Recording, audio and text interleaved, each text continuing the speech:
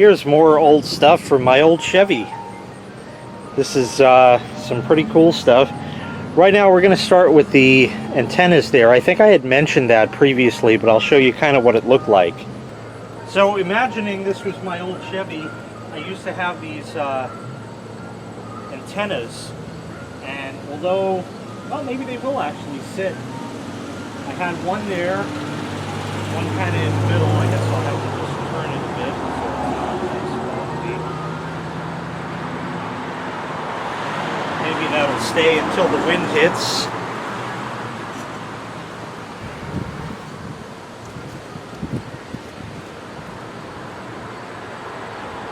And one there. I don't know how well you can really see that. Maybe I'll show you from the side.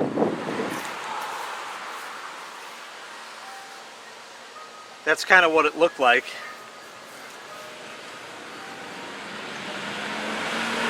So it was kind of like that, and it was like, what the hell kind of space mobile is this thing, you know? It was pretty awesome.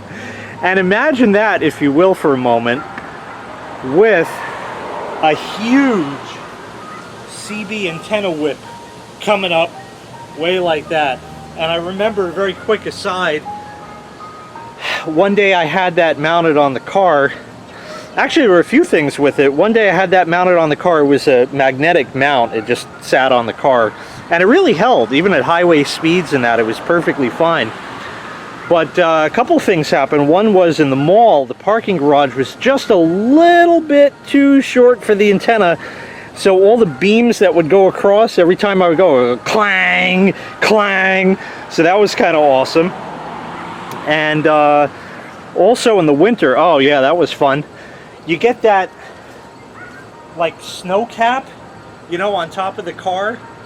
And if you leave it there and you start driving, eventually it starts coming up and it'll come back. And I've had a couple times where it actually came and knocked the antenna over onto the back glass.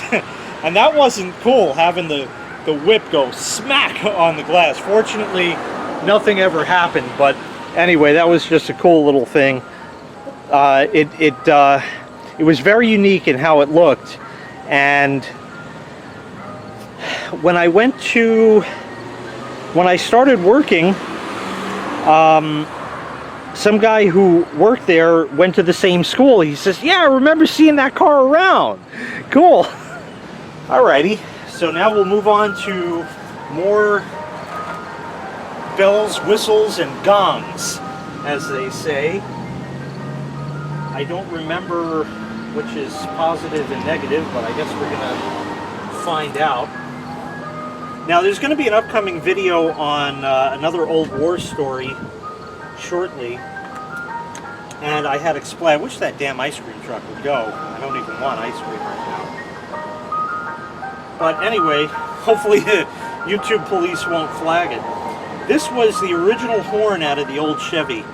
Now, I decommissioned this actually because the way it was mounted was sort of like sideways or something, and it ended up swallowing water when the parking lot at work flooded out.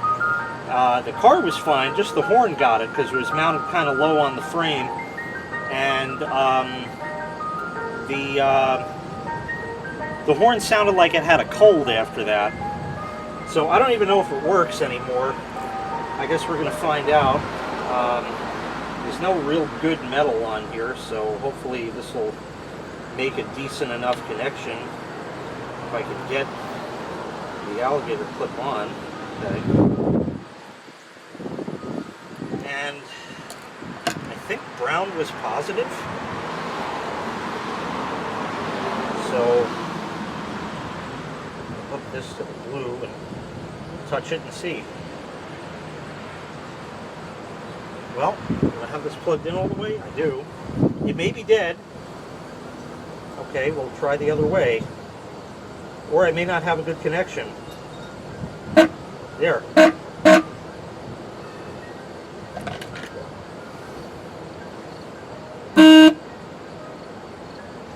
Well, it kind of worked.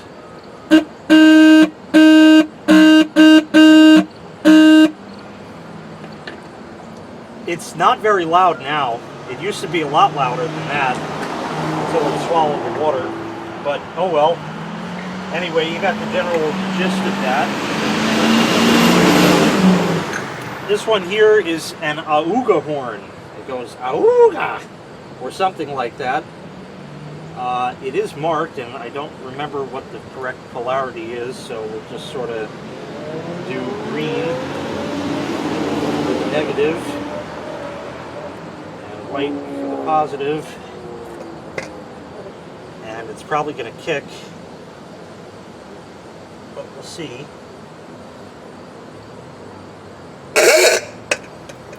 There we go.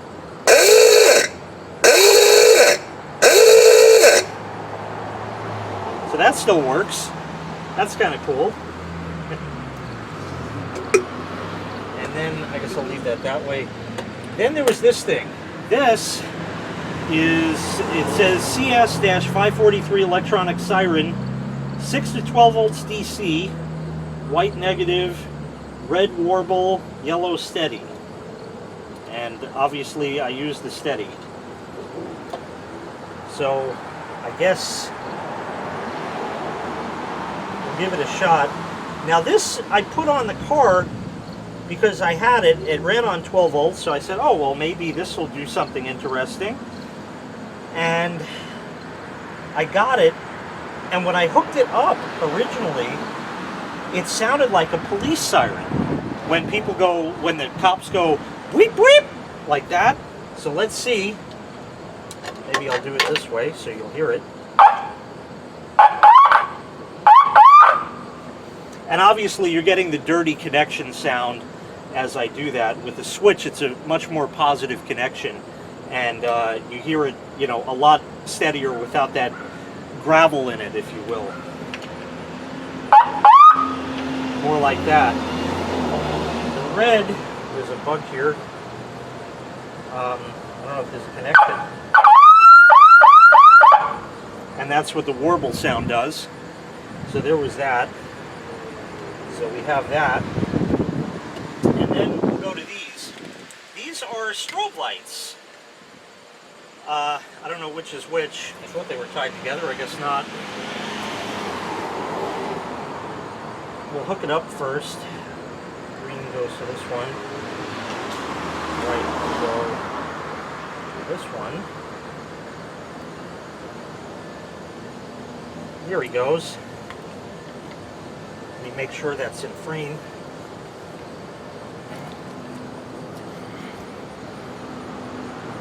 Oh yeah, that's there. So not exceedingly bright. It was blue, but it's just got that crappy paint on it that peels off or scrapes off or something like that. So I had two of these. The other one, yeah, I guess we can give it a shot. Maybe in tandem.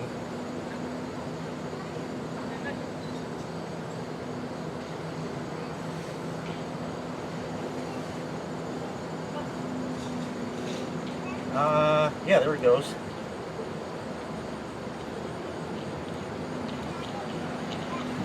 Okay, now we kind of lost one. There they go.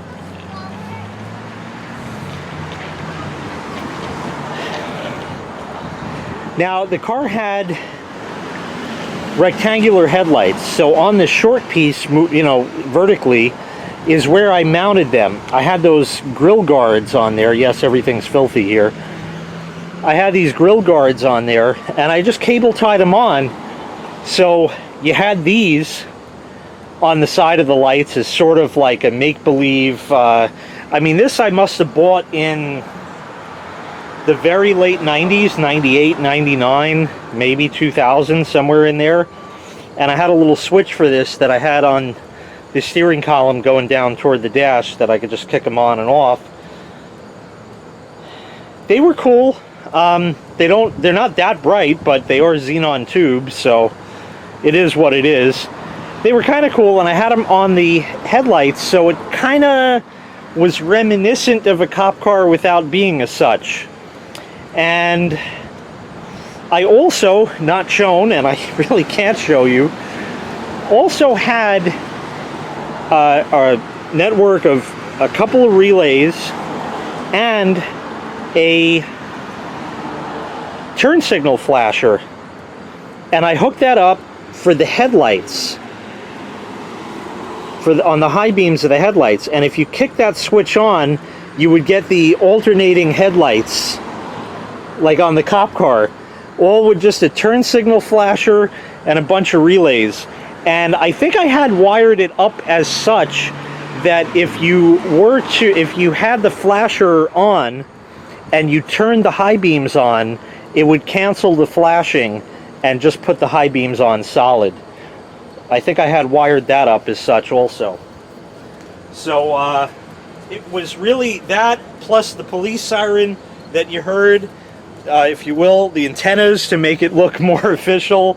Yeah, this thing was pimped out. I also had another siren looking thing. It just looked like that, but it wasn't. It was just the wires on it rattling. And that was hooked up to the PA output of the CB radio that was in the car. So I would grab the mic, key it up, and say, "Move out of the way, you're too slow," you know, whatever it was like that, just yell at other drivers. Oh, we had fun with that. That was a lot of fun. And lastly, we'll go to my favorite, which is the air horns. Now, these have not run since then. I don't remember when that was.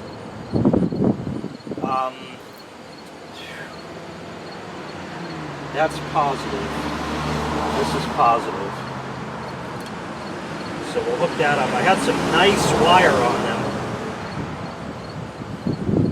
Really should sit upright, but I don't know how well that's going to work.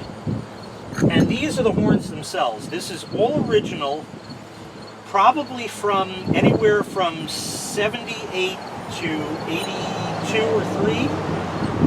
My dad had these horns. These are metal, by the way, except for the caps, which are plastic. It looks like it's Stobel, S-T-O-B-E-L, made in Italy, of all places. Had these on there. There's a short one and a long one, so they give dual tone. And he had this, my dad had this on his 78 Dodge Aspen. I thought these were the coolest horn. They're nothing like air horns of today, if you've heard those. They're awful. Today they sound like the can with the thing on it.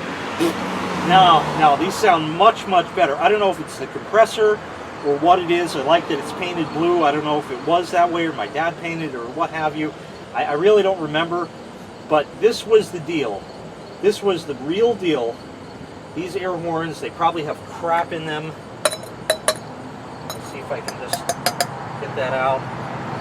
This is the original tubing that it had on it. I guess it probably came with it, because I wouldn't see my dad actually spending money on something. Now you know where I get it from. See, this hose is really not in the greatest shape. So, oh, it's really, really, really stiff. There, I got it. Okay, there is, I don't know if it's in frame, there is an oil port here that opens. I don't want to do it right now, and I used to put a little 3-in-1 oil in there every now and again. But this was it. The horns I remember as a kid, and then I had them in my old Chevy.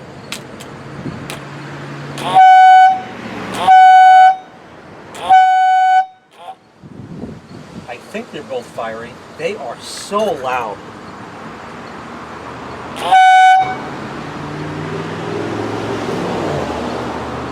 Whoa! These horns are the best. They are just the absolute best. The sound of them is like no other. I've never found another horn like that. And let me tell you, when you had the cacophony of that, the police siren, the ah-ooh-gah horn, well, that's going to be in the upcoming Old War Stories with Uncle Jay. Then you have the strobes, everything, and oh man, this was awesome. A lot of you are probably going to say, oh, put those in the Buick. Yeah, I can't do that. I can't. It's got to stay factory, you know, it's got to be stock. And the horns that are mounted under the hood, I don't know if they are factory or not. I've had, I think Sean Wilkerson had mentioned that it's a 4-note horn, which was an option, but the wiring doesn't look original, certainly, so I'm not 100% positive on that. My dad even put a label on this thing, Kill Power, and I'll see if I can show you up close.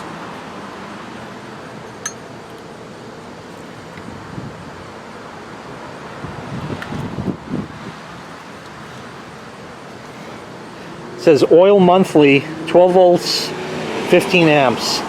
This is the old, I think they were Dymo labels, that where it actually embosses into the thing. You would turn a dial to the letter and then squeeze a handle, and then that would punch this plastic thing, which would turn white because of the kind of plastic it was. You've seen plastic where you twist it and if it's, you know, it changes white if it were another color because it kind of weakens there or something. And this is what it was. You can actually feel this, and if you were that good, you could actually read it in sort of a braille fashion, perhaps. So that was that. Stovall Princess air horns, made in Italy, and I don't know if the information means anything to anybody else, but yeah, these horns. And you'll notice that it has a delay. When I hook it up, you get a moment where the compressor has to actually get up to speed before it does anything. And that was a little disconcerting, because when you slam on the horn, you need it going immediately. Not, you know, waiting around for a half second to fire. But this had a delay, and you had to account for that. And I guess horn early or something. I guess we'll fire it one more time. I forget which that one's positive, this is negative.